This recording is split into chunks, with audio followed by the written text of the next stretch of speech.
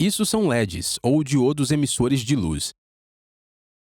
Se passarmos uma corrente através de um, ele produz luz. Mas se excedermos o seu limite de tensão e corrente, será instantaneamente destruído. O LED tem um fio minúsculo no interior, que só pode suportar uma certa quantidade de corrente passando por ele. Se observarmos um LED sendo destruído utilizando um microscópio, podemos ver o pequeno fio explodindo no seu interior. Portanto, como é que ligamos os LEDs? Como é que reduzimos a corrente para manter os LEDs seguros e durante quanto tempo uma bateria alimenta o nosso circuito? É isso que vamos abordar em detalhes neste vídeo. Para proteger os nossos LEDs, usamos uma resistência. Com a resistência, os elétrons têm mais dificuldade em passar. Os elétrons vão colidir e isso vai gerar calor. A resistência fica quente e podemos ver isso com uma câmara de imagem térmica. Por exemplo, esta está a mais de 150 graus Celsius, a apenas 12 volts com uma corrente de 6 mA. Definitivamente não queremos tocar. A resistência pode ser colocada em qualquer um dos lados do LED. Tradicionalmente, instalamos no lado positivo. A razão pela qual pode ser instalada em qualquer um dos lados é porque a resistência restringe o fluxo de elétrons neste circuito em série simples. A resistência funciona como um engarrafamento, reduzindo o número de elétrons que podem fluir. A maioria das pessoas assume incorretamente que atua como uma lombada e que os elétrons têm que abrandar um pouco antes da resistência e depois acelerar novamente. A velocidade dos elétrons mantém-se constante. O que muda é o número de elétrons que fluem. Quanto maior for o valor da resistência utilizada, menor será a corrente e, portanto, mais fraco será o brilho do LED. Devemos estar cientes que os LEDs só permitem que a corrente flua num sentido, com o positivo ligado ao terminal longo e o negativo ligado ao terminal curto. Se ligarmos o LED no sentido inverso, a corrente será simplesmente bloqueada e o LED não se acenderá. Se quiser testar o circuito, pegue um LED vermelho, uma bateria de 9 volts, uma resistência entre 360 e 390 ohm, outra resistência de valor superior entre 3 e 3.1 kΩ e um multímetro. Ligue a resistência de baixo valor e o LED à bateria em série e o LED se acende. Estou usando uma placa de ensaio, o que torna muito rápido e fácil testar circuitos elétricos. Embora também pode simplesmente torcer os fios, soldá-los ou usar alguns conectores, e tudo irá funcionar bem para esta experiência simples. Repare que, se virarmos o LED, vemos que ele bloqueia a corrente, pelo que não se acende. Só funciona numa direção. Se substituirmos a resistência pela resistência de valor elevado de 9.1 kΩ, vemos que o LED fica muito fraco. Podemos também ligá-lo em paralelo para comparar o brilho. Portanto, agora, com a resistência de 360 ohms e o LED em série, podemos ligar o nosso multímetro ao circuito, nos certificando de que colocamos o multímetro no modo de leitura de corrente. Devemos ver algo entre 17 e 20 mA, dependendo do LED e da resistência que utilizamos.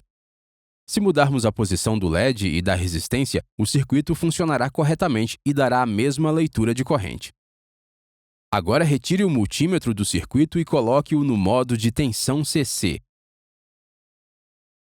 Faça a medição nas duas extremidades do circuito e deverá ver cerca de 9 volts. Isso é o que a bateria está fornecendo ao nosso circuito e é também igual à queda de tensão total do circuito. Meça agora através do LED e devemos ver cerca de 2 volts. Esta é a queda de tensão do LED, que está retirando 2 volts do nosso circuito.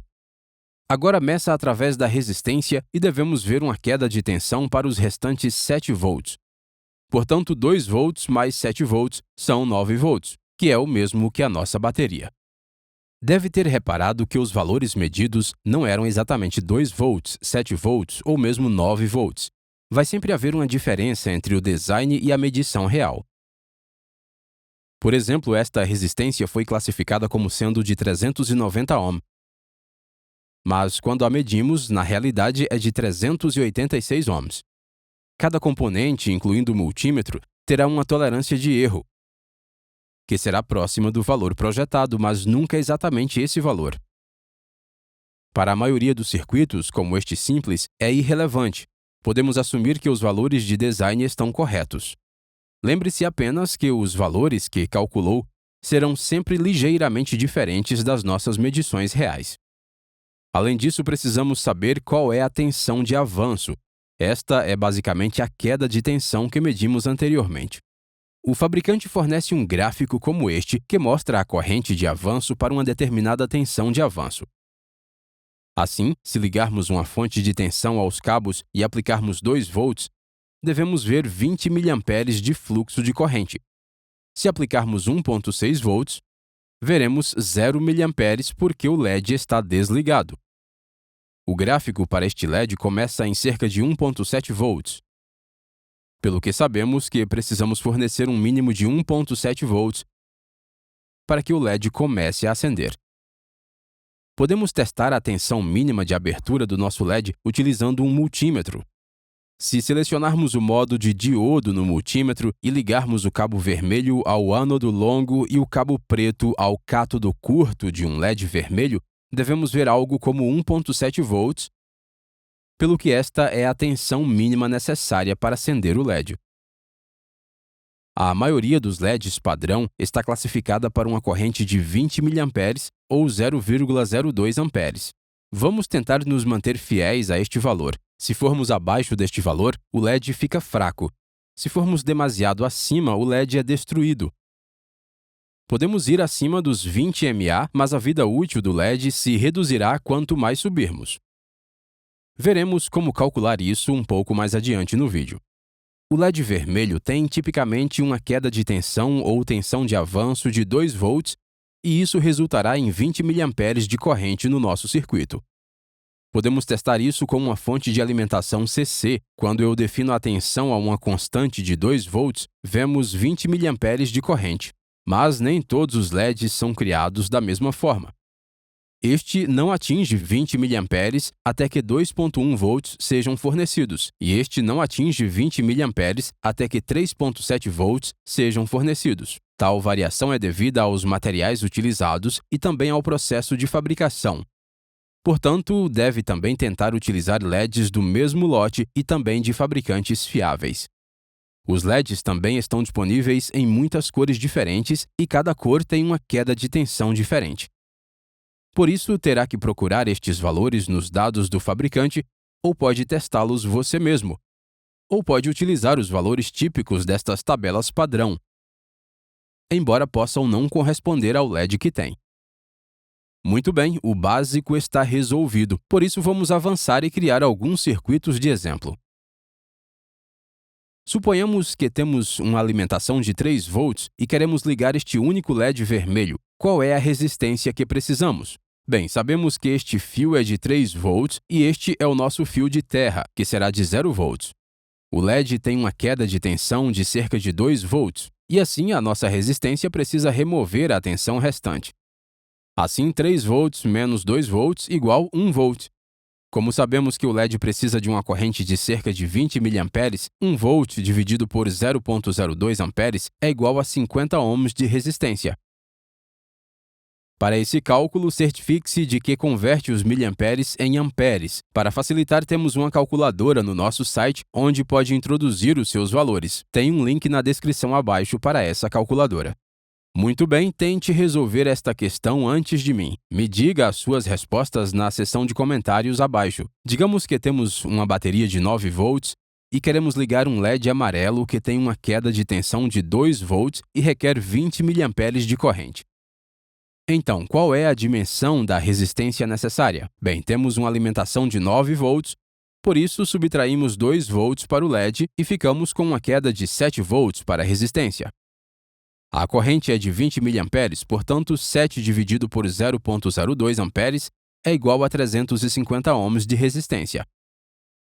Agora, o problema é que não temos uma resistência de 350 ohms. Só temos uma de 330 ohms, ou uma de 390 ohms. Por isso, qual delas devemos utilizar? Tal como vimos anteriormente, temos que garantir que a corrente não exceda os 20 mA, pelo que temos de calcular qual a resistência mais adequada. Para isso, basta dividir a queda de tensão necessária de 7 volts pelo valor da resistência de 330 ohms para obter 0,021 amps. E se fizermos o mesmo para a resistência de 390 ohms, obteremos 0,018 amps. Ambos os valores são muito próximos e ambos funcionarão. Mas, por segurança, escolhemos a resistência de 390 ohms, uma vez que o nosso LED durará mais tempo. É possível combinar resistências para obter o valor exato de que necessitamos e explicarei isso mais à frente no vídeo. Será também necessário escolher a potência nominal da resistência. Podemos calculá-la utilizando a fórmula potência é igual a corrente ao quadrado multiplicada pela resistência. Assim, 0,018 amperes ao quadrado multiplicado por 390 ohm nos dá 0,126 watts, pelo que uma resistência de 1/4 de watt será suficiente para este circuito.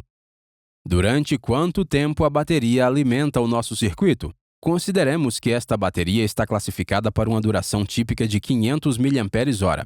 Basta dividir este valor pela corrente total do circuito, que neste caso é de 18 mA.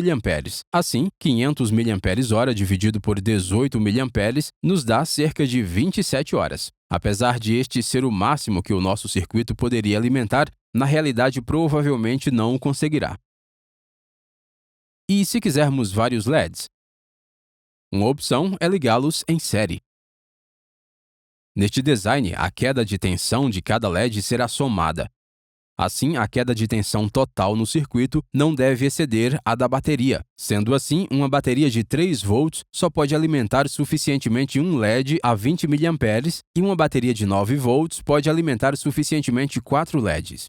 Se ligarmos 4 LEDs e os ligarmos à nossa fonte de alimentação de bancada CC, vemos que eles não se acendem até que sua tensão de avanço mínima combinada total seja atingida em cerca de 6,3 volts. No entanto, os 20 mA ideais de corrente não serão atingidos até cerca de 8,6 volts. A 9 volts, a corrente é de cerca de 35 mA, o que é obviamente muito elevado, pelo que precisamos de uma resistência. Se ligarmos 5 LEDs, eles só se acendem por volta dos 8,3 volts. A 9 volts estão todos ligados, mas a corrente é muito baixa, pelo que os LEDs estão fracos, o que se deve ao fato de a tensão não ser suficiente para alimentar totalmente os LEDs. Neste exemplo, os 20 mA ideais só são atingidos aos 10,7 volts. Assim, podemos utilizar este método, mas estamos limitados pela tensão da bateria. E se quisermos mais LEDs?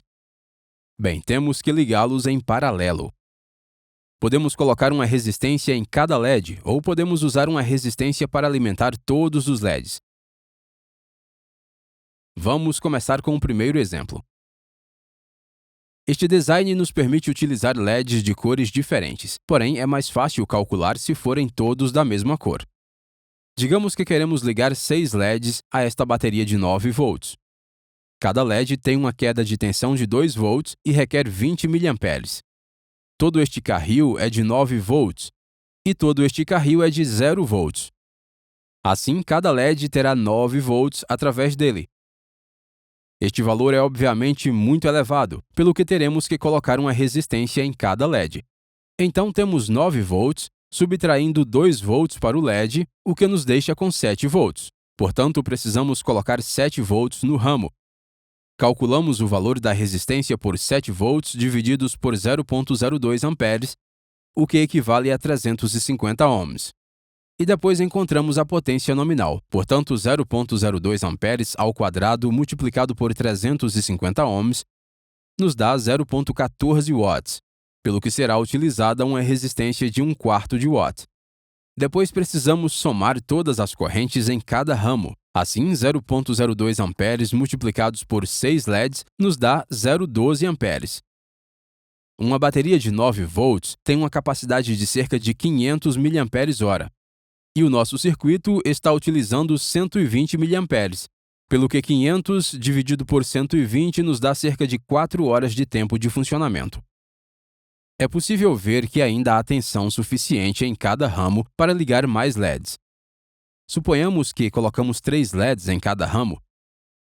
Assim, cada ramo tem uma redução de 6 volts, pelo que 9 volts subtraídos de 6 volts equivalem a uma queda de 3 volts na resistência. Portanto, 3 volts dividido por 0,02 amps nos dá uma resistência de 150 ohm. Repare que a corrente total em cada ramo não aumentou, pelo que podemos adicionar mais LEDs até atingirmos a tensão máxima.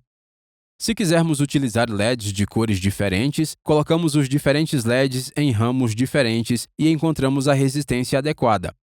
Por exemplo, podemos ter um LED vermelho, azul e verde. Cada LED tem a mesma necessidade de corrente de 20 mA, mas o LED vermelho tem uma queda de tensão de 2 volts, o azul de 3,4 volts e o verde de 3 volts. A resistência para o LED vermelho é, portanto, 9 volts subtraindo 2 volts, o que nos dá 7 volts. 7 volts divididos por 0,2 amps nos leva a uma resistência de 350 ohms. O LED azul tem 9 volts, subtraindo 3,4 volts, o que nos deixa com 5,6 volts. Portanto, 5,6 divididos pela corrente de 0,02 amperes nos deixa com uma resistência de 280 ohm.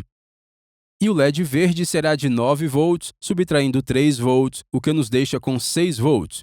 6 divididos pela corrente nos dá uma resistência de 300 ohms. Portanto, a corrente total é de 60 mA.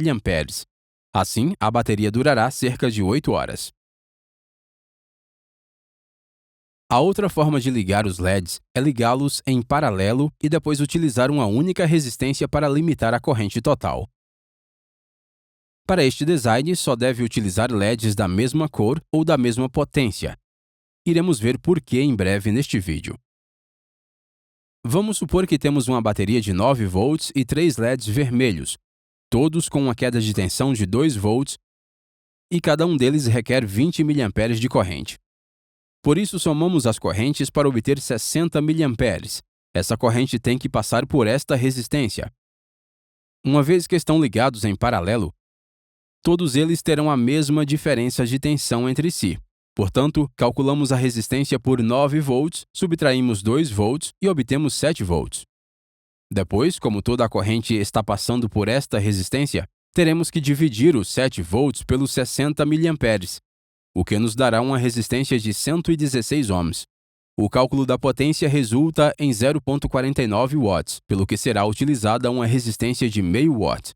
A razão pela qual precisamos utilizar LEDs com a mesma potência é porque a diferença de tensão entre eles é de apenas 2 volts. Se utilizarmos os mesmos LEDs, todos eles se acenderão. Mas se colocarmos um LED azul no circuito, este requer uma tensão mais elevada que não conseguirá obter, pelo que este LED não se acenderá. Agora, ao lidarmos com estes circuitos, muitas vezes descobrimos que o valor da resistência que calculamos não existe ou simplesmente não temos em estoque. Por isso, podemos combinar resistências para obter o valor que precisamos. Por exemplo, se quisermos uma resistência de 200 ohm, podemos colocar duas resistências de 100 ohm em série. Ou podemos colocar duas resistências de 50 ohms e uma de 100 ohm. Os valores das resistências se somam em série, o que torna muito fácil aumentar o valor da resistência. Para reduzir o valor da resistência, basta colocá-la em paralelo. Depois, fazemos alguns cálculos para encontrar a resistência equivalente. Vamos supor que temos duas resistências de 10 ohm. Calculamos isso usando esta fórmula. Isso é muito mais fácil do que parece, basta introduzir isso na calculadora e vemos que nos dá 5 ohms de resistência equivalente. Duas resistências de 5 ohms nos darão 2,5 ohms de resistência total.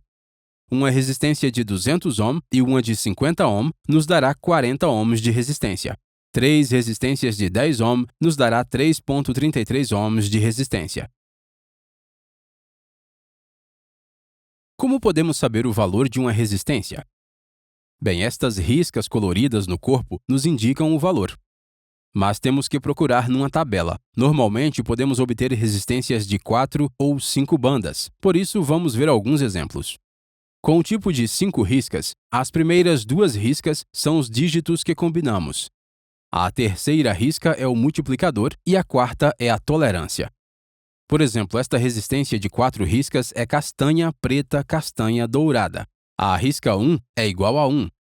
A risca 2 é igual a 0, o que nos dá 10. A risca 3 é o multiplicador, que é 10, portanto, 10 multiplicado por 10 é 100 ohms. A tolerância do ouro é de 5%. Portanto, pode ser tão baixo quanto 95 ohms ou tão alto quanto 105 ohms. Quando medimos este com um multímetro, podemos ver 98,2 ohm, que está dentro da tolerância. Assim, vimos que a resistência anterior não era muito precisa. Se quisermos mais precisão, precisamos de uma tolerância mais pequena, como esta tolerância de 1%, tipo 5 riscas. Com este tipo, as primeiras 3 riscas são dígitos, a quarta é o multiplicador e a quinta é a tolerância. Esta é laranja, laranja, preta, preta, castanha. Portanto, esta é 3, esta é 3, esta é 0, com um multiplicador de 1, o que nos dá 330 ohms, e a tolerância de 1%. Por isso, podemos estar entre 327 ohms e 333 ohms. Quando meço este com um multímetro, podemos ver que está valendo 329,9 ohms. Por isso, está perfeito. Muito bem, isso é tudo para esse vídeo, mas para continuar aprendendo sobre eletrônica e engenharia elétrica, veja um dos vídeos na tela agora e nos vemos na próxima lição. Não se esqueçam de nos seguir no Facebook, Twitter, Instagram, LinkedIn e, claro, em theengineeringmindset.com.